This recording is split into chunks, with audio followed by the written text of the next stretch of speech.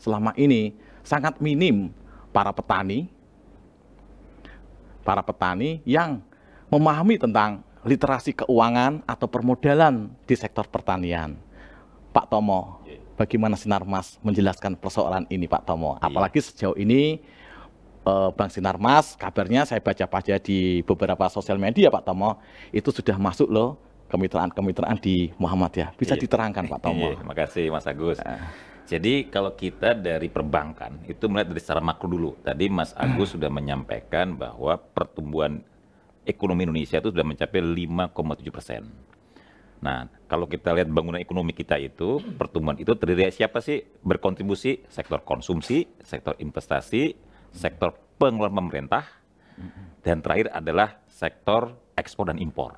Ya kan? Nah, di antara faktor-faktor yang saya sebut tadi itu, sektor konsumsi itu menyumbang terbesar di Indonesia. Secara makroekonomi. Secara makro. Okay. Nah, karena sektor konsumsi itu termasuk tadi yang kata dengan Mas Bambang tadi itu bahwa ada cabai, ada pangan, semuanya itu mendrive daripada ekonomi kita. Sehingga inilah negara kita ini sampai saat ini selamat. Nah, perbankan dalam hal ini nih harus berkontribusi karena Pak Presiden Jokowi itu bahwa seluruh komponen lembaga keuangan wajib mendukung pemerintah dalam hal ketahanan pangan. Nah, kami dari Bank Sinarmas Syariah melihat bahwa ketahanan pangan ini harus didukung karena ini program pemerintah, sehingga kita melihat bahwa pangan ini perlu dibiayai karena satu-satunya faktor yang mendasari petani-petani itu untuk menggerakkan produk pertanian itu ada permodalan yang masih perlu ditambah atau dilengkapi. Ini yang paling utama. Makanya Bank Sinarmas itu syariah khususnya ini melihat bahwa untuk mencapai sektor petani yang bisa mendukung ketahanan pangan itu harus secara komunitas. Tanpa komunitas, ya kita juga akan cost-nya akan mahal kalau satu kan kira-kira. Dan kita juga nggak tahu petani siapa kan gitu. Nah, kami itu melihat Muhammadiyah itu mempunyai komunitas yang besar sekali. Nah, alhamdulillah nih Bank Sinarmas unit syariah ini telah bersama dengan pertama beberapa amal usaha Muhammadiyah. Siapa aja itu? Pertama, kita masuk ke dalam pendidikan, itu ada ITB Ahmad Dahlan. Di Jakarta, di Jakarta, itu teknologi bisnis Ahmad Dahlan. Itu kita mengembangkan bagaimana usulan kepada pemerintah bahwa Muhammadiyah itu menyampaikan kurs syariah itu diperluas cakupannya kepada tenaga pendidik dan tenaga nakes. Karena Muhammadiyah ini lihat amal usahanya itu salah satu yang besar itu adalah pendidikan dan tenaga kesehatan. Nah, itu untuk meningkatkan profesionalisme daripada pendidik, dan itu kan kalau di pendidikan itu harus orang harus menjadi dokter, harus ada akreditasi dan sebagainya, itu dibutuhkan dana untuk menyiapkan para dokter ini. Jadi guru bisa masuk pada dunia pendidikan? Betul, itu yang diusulkan dari Muhammadiyah, bukan dari bank loh Pak. Kita bank nggak boleh ikut-ikutan kira-kira gitu kan. Nah, jadi itu artinya harus diusulkan pada pemerintah dalam arti Menko Perekonomian itu, dan itu sudah mau disampaikan dari Muhammadiyah kepada pemerintah.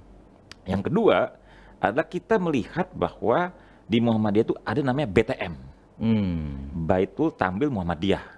Ini semacam koperasi dalam level tataran mikro, ya kan? Nah, mikro ini kita melihat bahwa kita juga punya produk di Bank Sinarmas Syariah, unit syariah itu pelaksanaan proses kalau orang itu mau naik haji.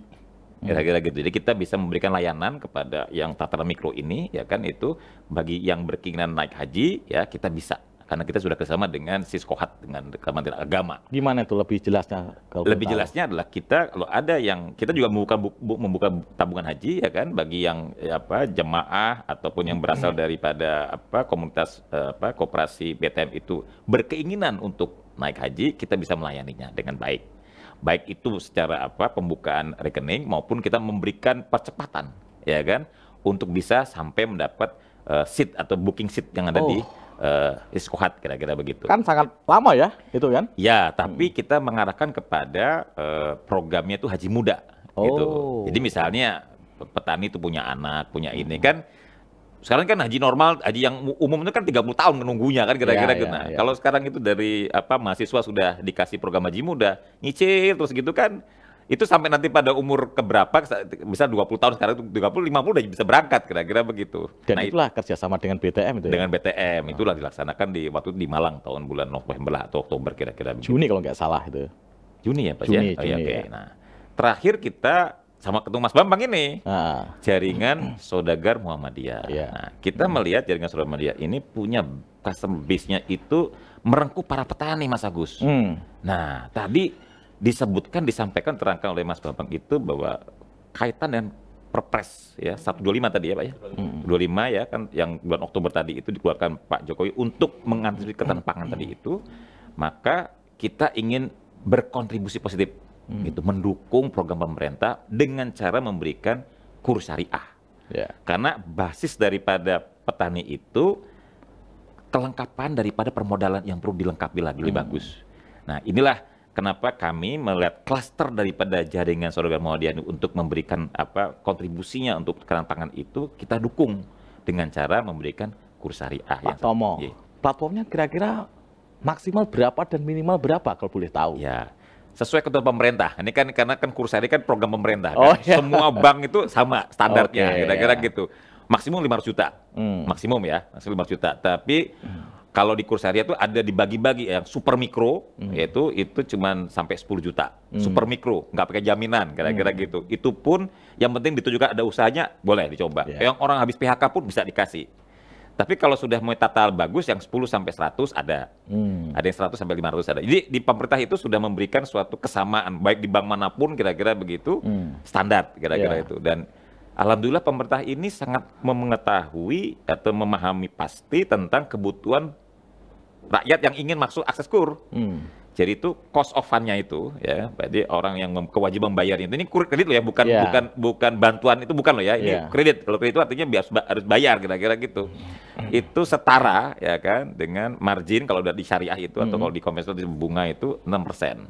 6% berarti Per tahun. 0,5. Iya 0, sebulan kira-kira gitu. Jadi sangat murah. Ya. Jadi artinya kenapa? Karena itu duitnya duit bank, bukan duit pemerintah. Iya. Duit bank, cuman pemerintah itu memberikan subsidi margin Bagi atau hasil tadi ya. bagi hasil yang di Ya. syariah atau di konvensional itu bunga, subsidi selisihnya itu diberikan oleh pemerintah kepada bank itu.